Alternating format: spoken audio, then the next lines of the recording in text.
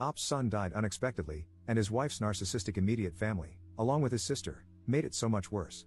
Editor's note: Op made 2 original posts, one about his mother-in-law and the other about his sister, that add context to the whole story. Both have been included before the first update. All posts by you/throwaway and broken13. Mother-in-law post. Op posted in r/just no mill. Our son died unexpectedly and my mill made it so much worse. I was told to cross-post here as it is a more appropriate sub for my story. I needed to tell my story, get an unbiased opinion, and just vent to get it off my chest. I'm using a throwaway account because the details are very private, and I wish to remain anonymous. Warning: this is long, as I am a very detailed person. This is just one issue in a very hard year, as there is much more. To start off, I guess, my son is dead. My little boy was 13 months old. A pillar of health. We cherished and cared for him with all we had. He was perfect on Tuesday, dying on Wednesday, and passed 7 days later. That is a whole other story in itself. I got along well enough with my in-laws. However, my mother-in-law acts very immature and erratic. My wife told me her mom used to be an alcoholic. As I grew more confident in my relationship with my wife, I told her, I think your mom might have alcoholic brain damage. Where I need help is this. My son needed emergency surgery as his brain, for unexplained reasons, was swelling. They had to remove part of his skull to allow for the expansion. My parents arrived within an hour of my call. My in-laws, whom this post is about, arrived much later, even though they live 30 minutes closer. My in-laws left as quickly as they arrived. My parents, however, stayed. They slept on waiting room coffee tables, waiting to hear if our little boy would live. He made it through that first surgery, only to pass away the day after Mother's Day. My parents never left our side, even though they had brought no clothes or supplies. My in-laws, on the other hand, did not reappear until it was time to say goodbye. My mother-in-law arrived in pajama shorts and a t-shirt that was too small to hide her girth. She began asking the nurse if they had ever treated any murderers. As we took our time saying our goodbyes, she noisily played games on her iPad. The nurses arranged for us to take him outside one last time, even though he was on life support. You see, our son rarely cried, but whenever he did, we simply took him outside. It cheered him up instantly. Being outdoors was his favorite place in the world. My wife went first and held him one last time beneath the stars to say goodbye. Before I even had my turn, my mother-in-law asked us to hurry up. I was furious. I told her in the calmest voice I could muster, leave. I meant for her to go home. She took it as permission to go inside. She stopped to clarify, and I just said, go. We brought my son back inside, and they disconnected him from the machines that kept him alive. It was the hardest thing ever. I have been diagnosed with depression, severe anxiety, and PTSD, and I am on antidepressants as a result. While we were waiting for him to pass on, he slowly started turning gray. My mother-in-law decided to clean up his hospital room. The problem with that is, as you know, she wasn't there, so the stuff she was throwing out was our paperwork from the social worker for grief support, etc. My mom stopped her from throwing it out while I yelled at her to stop. All the while, my father-in-law and sister-in-law sat there doing nothing, looking annoyed. When he was finally gone, my wife had to wait for the nurses to remove him from her arms, which was quite difficult as he was limp. My mother-in-law left immediately. When my wife got up, she asked, crying, "Where's my mom?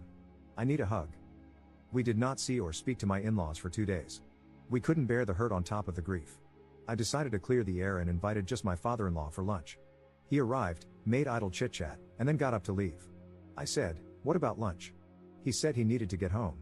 We told him to wait, we needed to discuss some things. We described how hurt we were by my mother-in-law's behavior, and he said she just didn't cope well. We said we would do our best to understand, but while we were sorting out our feelings, please ask her not to disturb us. We also said that if she was struggling, she had the option not to come to our son's visitation, we would understand. His response was, "Well, I guess I'll go home and kill myself." I have no clue what he said to my mother-in-law. Next thing we know, she phones and says, "I hear you were upset with me. Too effing bad. I won't be at the visitation." Click. I was furious. I felt like I had just failed as a father, I was not going to fail as a husband. I immediately called her back and tore her a new one. Her response was, "I am not going to talk to you if you are going to use that language." I said, "F you. You don't get to swear at my grieving wife and then claim some kind of moral high ground." She hung up on me. She immediately phoned my wife, who had said and done nothing at this point. She called my wife a effing beach and hung up. Then she began calling us every 2 seconds. Then she started sending threatening texts, saying she would harm us. I called my father-in-law and told him to get things under control or I was calling the police. He begged me not to call the cops and took away her phone. The call stopped. We did not receive any support from my wife's family. They did not attend any events prior to the visitation. My father-in-law showed up late to my son's visitation wearing cargo shorts and an old golf shirt. A few days passed. I called my wife's aunt, whom I had gotten to know a little, as they were not a close family. I asked her for some perspective on my mother-in-law. She said they had a falling out over 20 years ago. Apparently, the aunt had cancelled a sleepover between my wife and her cousin because the cousin didn't want to go anymore. My mother-in-law told the aunt, "I hope you die." She then drove over to their home, knocked on the aunt's door, and told her again, face to face, "I hope you die." Apparently, my wife's family disappeared for 3 years. The extended family had no idea where they were. Then we spoke to my wife's grandmother. She told us that my mother-in-law was diagnosed as bipolar years ago and has a history of violent behavior, including repeatedly slamming the grandmother's arm in a car door. The grandmother reiterated that they lost track of my wife and in-law's whereabouts for 3 years. She feared that my mother-in-law would be violent toward my wife. My wife broke into tears, saying that her mother had beaten her repeatedly in her drunken stupors. Now we had a clearer picture: my mother-in-law is mentally ill. My father-in-law knew this and hid it from his children. He knew how unstable his wife was and still brought her to the hospital. He completely mismanaged the situation by keeping everyone in the dark. My wife asked him very respectfully for a break in communication, advised by her therapist, as she needed to heal, and her family was hurting more than helping. It's been a few months, and we finally heard from him again. I have copied and pasted his email below. I hope you are doing well. You are always in my thoughts. I'm writing this email because we really need your help with Mom. She has been in the psych ward in the hospital twice, once for 6 days and then for over 2 weeks. The root of this problem was her reaction to your son's passing and how her reaction to this was treated. As her therapist says, everybody reacts to death differently, and no two people grieve the same. I think it would be healthier if you two could get past this and start a healing process. At present, your mother is sliding back into a very depressed state, brought on by 2 things: the absence of your son and the absence of her eldest daughter. She said this to her therapist at her latest session. I'm sure Mom misses you and thinks of you often but is nervous to reach out to you, as you may not be ready for this. Mom's therapist is very concerned with her mental state, so I think a phone call or setting up a visit, just you, to see if you two can reconnect at some level, even if it's meeting at a coffee shop or at Mom's therapist's office, would be helpful. Whatever you are both comfortable with. It may or may not work, but I see this as a good, viable option compared to what's going on now. So, mull this over and please let me know if us getting together is a possibility. We would really like it to be. Love, Dad. In her response, my wife told him everything we had learned and pointed out how he had failed as a father, including this email, which was void of fatherly concern for her well-being. She did, however, offer to meet with her mother-in-law's therapist if it would help. His response was, "Sorry to have disappointed you. Have a nice life." I was furious at this email. Not only did he not care about my wife's mental state, but he also did not try to re-establish communication first before making an ask. My wife has decided she is done with her parents. I have supported her decision, as they have been toxic to both of our recoveries. Sister post same day. Op posted in r/justnofamily, completely done with my sister after my son died. Posted earlier today, I was directed to the sub. I cross-posted there if you're interested. I won't post again here, but I wanted to share about my sister. My sister is 4 years older than me. We were somewhat close since our parents only had the 2 of us. She always bossed me around, but by the time I was 12, I realized she was not a kind person.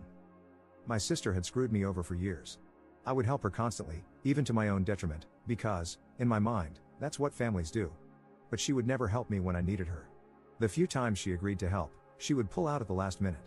I could give you years of backstory, but I'll skip ahead to the final straws. 4 years ago, my wife and I were buying our first home. My brother-in-law owned a truck for his business. My sister offered it to help us move, as my brother-in-law was quite sickly, lung issues, and couldn't help with the actual lifting, etc. This was to be their contribution. 2 days before moving day, she called me to say she didn't want to put the wear and tear on the truck. I was stressed beyond belief and furious that she was pulling this crap on me again. However, I kept my cool. She swore up and down that they couldn't help, that my brother-in-law was too sick, and that his nurse would be coming on moving day. She offered to pay for a moving truck if I could manage to book one. Great. I booked the truck and called her back. She yelled at me and told me it needed to be booked under her card so she could write it off. Fine, whatever. She gave me the card number and then said, "Well?" I replied, "Well, what?" She asked, "Aren't you going to ask me to help you move?" In my head, I was going, WTF? She had spent months telling me they couldn't help, including in this very conversation. I replied, "No." She lost it again and accused me of just using her for her money. At that point, I had enough and said, "You know what? If you think that little of me, the truck is already booked under my credit card. I'm good." I hung up and didn't speak to her for 2 years. What brought me back into the fold was that my brother-in-law was dying. I decided that, As crappy as she was, everyone deserves family. I reached out and asked if she needed anything. She asked me to visit her husband in the hospital, so I did. I visited him once a week until he was transferred further away, and then I started calling him. He died waiting for a lung transplant. My mom phoned me with the news. I said I'd be at my sister's place right away. My mom said, "You might not be welcome there." I said it didn't matter. Family is family. If she threw me out, so be it. I had to try to be there for her and her kids. We never reconciled. We just pretended nothing was wrong. I rejoined family events in an effort to give them a sense of family. My son was born about 6 months later. It became harder to be there for her as I struggled to find my footing as a new dad with a stressful new job. But I made sure I was there for the hard days. My sister made little effort to be in my son's life. I was confused because she had been so excited for his birth, seeing him as a source of light in her life. Yet, she would take regular trips to my town, get drunk at the bar literally around the corner from my house, and not even pop in. I found out she had started sleeping around. I'm no slut shamer, and with brother-in-law being sick for so long, I'm sure she needed it, so I encouraged her at first. Then she slept with my mom's boss. It started to get out of hand. My nephew quit hockey because he was getting bullied in the locker room. We were all stunned. He loved hockey and was so personable. We later found out my sister had slept with one of the hockey dads, a married one. Next, we found out she had a falling out with her best friend. She would only tell us that her friend was a beach. We later learned from the best friend that they had fought over my sister's new boyfriend. She didn't like him. He was a substance dealer. We have family in law enforcement, so we had him looked up. Sure enough, he had been charged as recently as 2016 but got off on a technicality. He also had a suspended license but was driving her car around with her kids in it. Things were very tense between the family and her. Then my son died. She made an effort while he was in the hospital, but once he was gone, so was she. She blew off his celebration of life with no explanation or contact. I mustered the strength to attend her son's grade 8 graduation the following week. She refused to sit with us or even speak to us. I stopped talking to her after that. She texted me last month, saying she was giving me space, her spin on ignoring me. I told her she had let me down, and she was dismissive. I told her off and blocked her number. I'm done with her for good this time. Turns out she was pregnant with the substance dealer's baby. She named it after her dead husband. I joke with my therapist that my life has become some Jerry Springer crap. I texted my nephew when I thought it was safe to do so. She often takes his phone, reads his messages, and sometimes even texts back pretending to be him. I told him I loved him and that, even though I was out of his mom's life, I was not out of his. I assured him I would always have his back if he ever needed it and that my door was always open. I have a feeling he will be needing it. I heard from my mom that he told my sister to F off last week. Please don't think my nephew is disrespectful. He is an upstanding young man who attends Christian school. He has suffered so much, and he has had enough of her. As have we all. Update 3 months 2 weeks later. It's been a while. I thought I would share some new info and previously unshared details. Since my last post, we have not heard from my wife's family. The Have a Nice Life email we received was our last contact. We spent Christmas with my wife's aunt. She asked if we wanted any information about them. We declined. We don't care. They are out of our lives. We struggle daily with our loss. We struggle with zero support, as my parents are away. Last year felt so bad. Unemployment wouldn't cover me. During my bereavement leave, I was fired. I was on contract, so no laws protected me. I attempted to take my own life twice. I felt I had failed as a father and, again, as a man. I have finally seen a psychiatrist and am now on antidepressants. I start with a new grief counselor this week, and I have started looking for a new job, as I finally feel able to do so. My wife recently gave birth to a baby girl. I now have a daughter. A small piece of me was repaired. It feels bittersweet to be a dad again. We told very few people about the pregnancy, maybe 10 people at most. Anything could go wrong during a pregnancy, and we did not want to have to face the world if we potentially lost another child. I later realized that the people we trusted enough to tell were the same ones who came to the house to check on us. It's difficult to hide a pregnancy when people physically see your wife getting larger. I mention all this because my sister chose to stop talking to us, so naturally, she did not know about the pregnancy. The day my daughter was born, I told my nephew about it. I love him too much to make him feel alienated. I guess he told his mom, and she was furious. No idea why, other than the fact that she is a narcissist who hates not being the center of attention.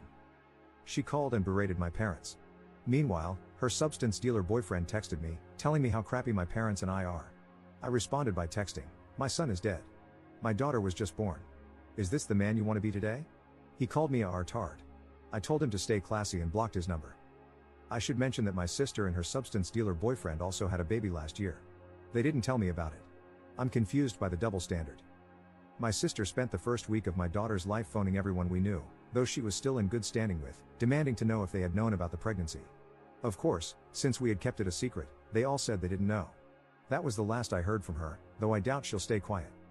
My sister-in-law, whom I have yet to talk about, unblocked us on social media. I can only assume this was to try to glimpse pictures of our daughter. She also sent us a baby gift with no return address. I believe she did so to force us to open it before seeing who it was from. We have since donated her gift to charity, as we want nothing to do with her. My wife wants zero reminders of her family around. I do not know if my mother-in-law knows about my daughter. Her mom, my wife's grandmother, asked people not to tell her, as it might disturb her mental health. Second update 11 months later. Hi everybody, it's been a while. Got a lot to update you on. I guess we'll start with me. I have been in the care of both a counselor and a psychiatrist. I seem to be on a good balance of meds for my depression and anxiety, and I have been feeling a lot better lately. Thanks to my psychiatrist, I was approved for disability, so I have some income now. Because of this, we decided that my wife should return to work while I stay home to watch our daughter. I have been a stay-at-home dad since September, and it's been going well. My daughter is now older than my son was when he died. We continue to have zero contact with my mother-in-law and my wife's entire immediate family. However, my wife's aunt has been very supportive. I've become a lot more insightful about the toxic nature of my wife's family relationships, thanks to all of you. My wife attended grief counseling for our son, and today, she started counseling to deal with her family issues. She came home pretty happy, which was encouraging to see. Now we get into the real drama, my sister. My sister definitely has NPD, and coming to terms with that has helped me immensely. I realize now that my sister is incapable of loving me the way I deserve. She is still with the substance dealer, and they are now engaged. My eldest nephew is almost 16. He got a full-time job and is on the basketball team. He uses these as excuses to never be home. Some recent issues have come to light. They have been physically and verbally abusing my 13-year-old niece. They have kicked and slapped her. They have bound and gagged her with duct tape. They call her SLT and a CNT on a regular basis. Their reasoning for this is that she socializes primarily with boys. What they fail to understand is that she socializes with boys because she is as immature as they are. She does not like to gossip with the girls her age. She prefers to play soccer and tag with the boys. My niece met a Lebanese boy through a church meetup. They hit it off and became friends. My sister found a picture of them together on social media and lost her crap. She went on a racist tirade and told my niece that Muslims would love to get a hold of a little blonde girl and take her back to Lebanon. I found this very confusing because A, they met at a church meetup, and B, we did not grow up in a racist household. My niece believes that the substance dealer is responsible for bringing racism into their household.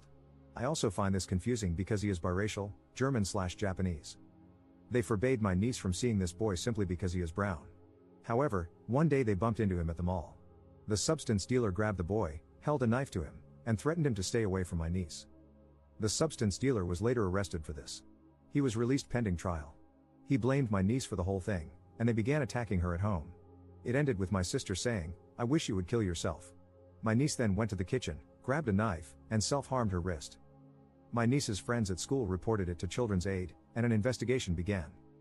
My sister told my niece that if she lost either of her sons over this, she would disown her and stop loving her. Due to the substance dealer's charges and the Children's Aid investigation, my sister, who had not been speaking to my parents, called them in a panic. On a long shot, my mom suggested she send my niece down south to stay with them. They are snowbirds. My sister was desperate and agreed. My niece is currently safe and happy with my parents. My parents and I agree that they must keep her at all costs. She cannot go back to that abusive home. I will let you know if they get legal custody of her, as the battle is only just beginning. We get little nuggets of information from my niece as she remembers things. Again, she is naive/immature. She says the substance dealer gets high, and when he is high, he becomes paranoid. He gets a machete out and sits with it. He often forgets it and leaves it lying on the couch for the toddler to find. I had to ask my niece something I already knew the answer to in my heart, but I needed to hear it. She told me that she and her older brother did not come to my son's celebration of life because my sister kept it from them. My niece and nephew still love me, but their mom has kept them from me. I knew deep down that was what was happening, but it still hurts so much to know that I was deprived of their love and comfort at a time in my life when I needed it most. Editor's note. OP has a final update posted 3 years 3 months after the last update I just covered, but his post was deleted too fast for it to be archived. OP has not posted anything else since.